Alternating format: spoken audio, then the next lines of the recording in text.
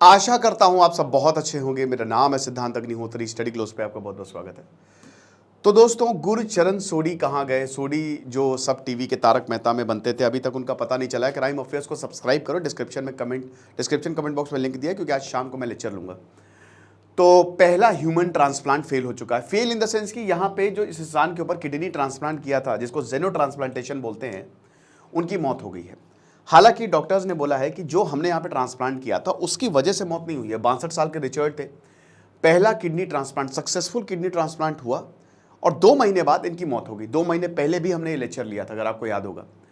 तो अब यहाँ बोला है कि ऐसा नहीं है। जेनो ट्रांसप्लांट जो है यहाँ और भी लोगों को हमने दिया है, वो तो सही सलामत है, लेकिन ये कुछ गड़बड़ है। ठीक है, यहाँ पे हमारी वजह से मौत नहीं हुई है। तो आज हम बात करेंगे जेनो ट्रांसप्लांट होता क्या है। सिंपल सी बात है कि जानवरों से ऑर्गन, टिश्यू, सेल उठाओ, इंसानों में लगा दो, या इंसानों को हील करने के पर्पस से जानवरों का यूज करना। समझ रहे हो? तो इसमें आता है ट्रांसप्लांटेशन। अब जैसे यहाँ पे किडनी ट्रांसप्लांट हुई है, किडनी लगाई गई थी, पिग की किडनी लगाई गई थी। इम्प्लांटेशन होता है या फिर इन्फ्यूजन होता है ह्यूमन बॉडी में, उसी को ही जेनो ट्रांसप्लांटेशन कहते हैं। सिंपल वर्ड्स में यही है कि यहाँ एनिमल सेल्स या फिर ऑर्गन्स का यूज होता है ताकि इंसानों को हील किया जा सके। और ये 1980 से पहली बार दिल से ट्राई किया गया था, है ना। ये तब से शुरू हो रहा है। क्यों जरूरत पड़ी भैया? देखिए, आप ये समझिए कि यहां डोनर ऑर्गन्स है नहीं, कम है। कौन डोनेट करेगा? लिवर ट्रांसप्लांट, किडनी ट्रांसप्लांट, आपकी जितने भी ऑर्गन है ना, आपका हार्ट, लिवर, लंग्स तो नहीं होता है। हार्ट, लिवर, किडनी बड़ा इंपॉर्टेंट रोल प्ले करते हैं। अब अगर मान लो कि आपको जरूरत पड़ी, किडनी खराब हो गई, तो हर किसी के पास 2 किडनी, एक एक्स्ट्रा किडनी होती है, लेकिन कोई देता नहीं है। देता कोई नहीं, यही हिसाब किताब है। लिवर तो बहुत ही, कि अगर आपके पास ग्रेड 4 फैटी लिवर चला गया तो लिवर खराब हो गया, फिर उसको ट्रांसप्लांट की ज़रूरत है? नहीं होगा, नहीं देंगे। डोनर बहुत मुश्किल से मिलते हैं। और अब तो सरकार ने ये भी बोल दिया है ना, क्योंकि ये इसको हटाने के लिए सरकार एक लॉ लाई, जिसमें ये है कि आपका जो डोनर डोनेट कर रहा है वो आपका रिलेटिव ही होना चाहिए, वरना तो फिर ये ब्लैक मार्केटिंग इसकी होने लगी थी। करोड़ों करोड़ों में ये जो ऑर्गन्स है वो बिकते थे। तो बेसिकली डोनर्स की कमी हमको देखने को मिलती है, जिसकी वजह से मौत हो जाती है। भारत में वैसे भी लोग डोनेट नहीं करते, ये बहुत गलत बात है। 99% भारत में ऑर्गन्स डोनेट नहीं करते। करिए, आप अमर हो जाओगे, आपकी आंखें रहेंगी, आपका दिल रहेगा, आप अमर हो जाओगे। और इससे बड़ा तो भगवान का काम हो ही नहीं सकता। तो ऑर्गन डोनेशन बहुत ही इंपॉर्टेंट रहता है। It is very very important. तो यहाँ अगर हम पोटेंशियल यूज़ की बात करें तो क्या है पोटेंशियल यूज़? सबसे पहले तो देखिए, यहाँ पे पिग, डोनर पिग, ये इसकी किडनी जो है वो निकाली, ठीक है ना। अब उसके बाद इंसान में लगा दी। ह्यूमन जो है वो रेसिपिएंट, यहाँ जो डोनर है वो पिग है, सुअर है, और इंसान जो है वो रेसिपिएंट है, ठीक है ना। तो ये सारी चीज़ें जो है वो की गई हैं।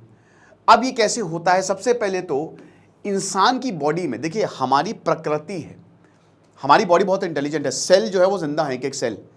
तो सबसे पहले तो आपकी बॉडी एक्सेप्ट करे। बॉडी एक्सेप्ट नहीं करती है आमतौर पे, बॉडी फॉरेन चीज़ों को रिजेक्ट कर देगी कि भाड़ में जाओ, हमको लेना ही नहीं है। तो अगर ऐसा होता है तो फिर क्या किया जाए? तो सबसे पहले तो आपकी बॉडी को स्लैग बनाया जाता है ताकि ये एक्सेप्ट कर ले, ओके ना, ये ना हो, है ना। अब एडिशनल और क्रूशियल स्टेप्स भी होते हैं। सबसे पहले तो सिलेक्टेड ऑर्गन जो है वो एक जेनेटिक मॉडिफिकेशन इसमें करवाया जाता है एक्सेप्टेशन के लिए, ठीक है ना। कि इसमें बॉडी जो जैसे अब पिग है, पिग की किडनी लगाओगे या हाथी की किडनी लगा दोगे, किसी की भी किडनी लगा दोगे, तो ह्यूमन बॉडी तो एक्सेप्ट ही नहीं कर, वही मौत हो जाएगी। तो सबसे पहले जेनेटिक लेवल पे उसको मॉडिफाई किया जाता है। समझ रहे हो? अब इसके लिए हमारे पास टेक्नोलॉजी है, क्रिस्पर Cas9 प्रोटीन होता है कैंची की तरह। ये एक जीन को काटेंगे। ये तो अब तो ये आप समझिए कि जेनेटिक बीमारी, अभी क्रिस्पर से ही एक लड़की को सुनने की प्रॉब्लम थी, जीन मॉडिफाई कर दिया, सही हो गई। तो अब तो ये तो रेवोल्यूशनरी टेक्नोलॉजी है क्रिस्पर से, कि ये Cas9 2 प्रोटीन होता है ऐसे कैंची की तरह, जो आपका डिफेक्टेड जीन होता है उनको काट देंगे और जीन अपने आप रिपेयर हो जाता है। ऐसे ही हमने ये सुअर में किया, जो पिग का जीन है उसको मॉडिफाई किया। अब क्यों मॉडिफाई किया? क्योंकि ये जो पिग का जीन है ये शुगर प्रोड्यूस करता है। अब अगर आपने इसको डाल दिया एज इट इज, तो भयानक इम्यून रिएक्शन जो है आपकी बॉडी में शुरू हो जाएंगे। अब अगर इम्यून रिएक्शन शुरू हो जाएंगे, आपकी इम्यून सिस्टम आपको बचाता है, लेकिन आपका इम्यून सिस्टम को अटैक करने लगेगा। तो इसीलिए ऐसा ना हो, हमने ये मॉडिफिकेशन किया ताकि कंपैटिबिलिटी जो है ह्यूमंस के साथ बनी रहे। लेकिन दोस्तों इसके बाद भी मॉनिटरिंग बहुत ज़्यादा ज़रूरी है, क्योंकि आपको बता दूं कि कभी भी कुछ भी हो सकता है। ये अभी तो पहली बार है ना, ये this is the first time that we are doing it. तो पहली बार में फेलियर के चांसेस बहुत ज़्यादा रहता है। अब देखिए 2 महीने बाद मौत हो गई, जिम्मेदारी कौन लेगा? अब डॉक्टर ने तो बोल ही दिया कि हमने मॉनिटर किया, इसकी वजह से नहीं है, लेकिन फिर भी शक तो बना ही है। ये चीज़ें अब ये देखिए इस तरीके से होता है। ये सबसे पहले तो ये क्रिस्पस कैस9 टेक्नोलॉजी से ये किया जाता है। इसमें आप या तो जीन को ऐड करते हो, है ना ये, ठीक है, amino long branched deoxyribo nucleic acid, amino acids की लंबी चेन, ठीक है। तो ये रिमूविंग जीन्स या फिर जीन एडिटिंग टेक्नोलॉजी से जीन को अल्टर किया जाता है जो पिग में है। उसके बाद फिर इससे पिग के एम्ब्रियोस को बनाया जाता है और फिर ये जो जेनेटिकली इंजीनियर्ड पिग है इनको रेस किया जाता है। आप समझे? ऐसे जो है ये, और फिर इस पिग से आप ट्रांसप्लांट कर सकते हो किडनी निकाल के। तो ये पैदा होने से पहले ही हम पिग के साथ ऐसा करते हैं, राइट। ऑर्गन रिमूव किया जाता है और उसके बाद फिर ह्यूमन में ट्रांसप्लांट किया जाता है। ओके, कॉम्प्लिकेशन क्या है? सबसे पहले तो इंश्योर करना है कि बॉडी रिजेक्ट ना करे। The body has to accept the organ. अब NYU लैंगोन वेबसाइट के हिसाब से एक मेथड जो है, इसमें पिग का थाइमस ग्लैंड जो है वो इसमें आप डाल दो, ठीक है ना, जिसकी वजह से आपका इम्यून सिस्टम एजुकेट हो जाता है। तो एक हल्का सा ग्लैंड निकाला आपने इंसान के अंदर डाल दिया। अब आपका इम्यून सिस्टम जो है उसको पता है कि ठीक है, जैसे कोविड में क्या, कोविड की वैक्सीन कैसे बनी? एडिनो वायरस एकदम कोविड की तरह, उसका एक इनएक्टिव वर्जन जो हमने इंसान की बॉडी में डाला, तो बॉडी जो है वो एक्टिवेट हो गई, इम्यून सिस्टम एक्टिवेट हुआ, हल्का सा बुखार आया, लेकिन इम्यून सिस्टम को पता चला कि अब ऐसा कुछ भी बाहर से आएगा ना तो हमको लड़ना है। तो ऐसे ही जो है वो एजुकेट किया जाता है इम्यून सिस्टम को कि बेटा ये थाइमस ग्लैंड है, अब आप इसको एक्सेप्ट कर सकते हो। तो यहां उल्टा हो रहा है, तो यहां पे एक्सेप्टेंस की बात हो रही है। तो ऐसे जो है कोई भी जो इम्यून रिस्पॉन्स है, डिलेड इम्यून रिस्पॉन्स, उसको ये काम करता है। फिर उसके बाद देखिए इन्फेक्शंस होते हैं जैसे रिकॉग्नाइज्ड। अब मैंने क्या बताया कि ये ऐसा तो है नहीं कि फूल प्रूफ सर्जरी है, एक्सपेरिमेंट हुए हैं कई सारे, बट फिर भी एक डर तो रहता ही है। तो रिकॉग्नाइज्ड और अनरिकॉग्नाइज्ड इन्फेक्शन एजेंट्स या फिर पॉसिबल सबसीक्वेंट ट्रांसमिशंस होता है जनरल ह्यूमन पॉपुलेशन में, ठीक है। साथ ही साथ जो क्रॉस स्पीशी इन्फेक्शन है, जैसे रेट्रोवायरस की, कोविड है आ गया इंसानों में, ठीक है, तो भाई अब कुछ भी हो है तो वो सुअर का ही, ठीक है।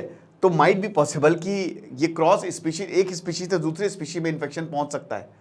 तो ये रेट्रो वायरसेस या अलग अलग तरीके के वायरसेस को जन्म दे सकता है, जिसकी वजह से दिक्कत हो जाती है, but rarest of the rare side effect होते हैं ये, ठीक है ना। तो ये हिसाब किताब है। तो अब ये साइड इफेक्ट्स होते हैं, लेकिन आपको बता दूं कि पहली बात तो बहुत महंगी सर्जरी होती है, बहुत ही महंगी सर्जरी होती है। और ये एक्सपेरिमेंटल सर्जरी, मतलब हर तरीके सर्जन जो है बेसिकली, क्योंकि ये इवॉल्विंग साइंस है, ये ऐसा नहीं कि बहुत पहले से चलती आ रही है, तो इसके एक्सपर्ट्स आपको कम मिलेंगे। अब ये पहली बार हो गया है, तो फिर अब ये ब्रांच जो है वो और ज़्यादा बढ़ेगी। अब यहाँ पे 57 साल के जो रेसिडेंट है डेविड बेनेट, अमेरिका के रेसिडेंट हैं, उनके ऊपर ये एक्सपेरिमेंटल सर्जरी जो है वो परफॉर्म की गई, ठीक है ना। अब इनको बोल दिया था कि आप बच नहीं सकते, अब बच नहीं सकते, लेकिन बचाया गया इनको यूज़ करके।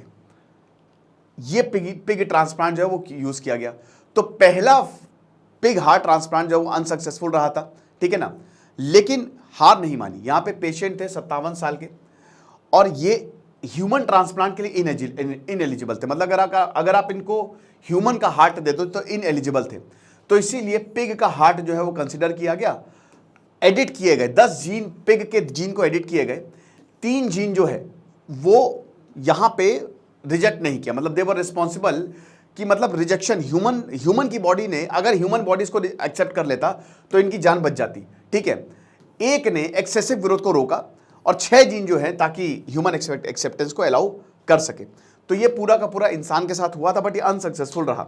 आने वाले समय में दोस्तों आप देखेंगे कि जेनो ट्रांसप्लांटेशन बढ़ेगा, ठीक है। अभी तो शुरुआत है, अभी तो पार्टी शुरू हुई है। तो ये लेक्चर था, आई होप आपको समझ में आया होगा। खुश रहिए, पढ़ते रहिए। दिस इज सिद्धांत अग्निहोत्री साइनिंग ऑफ।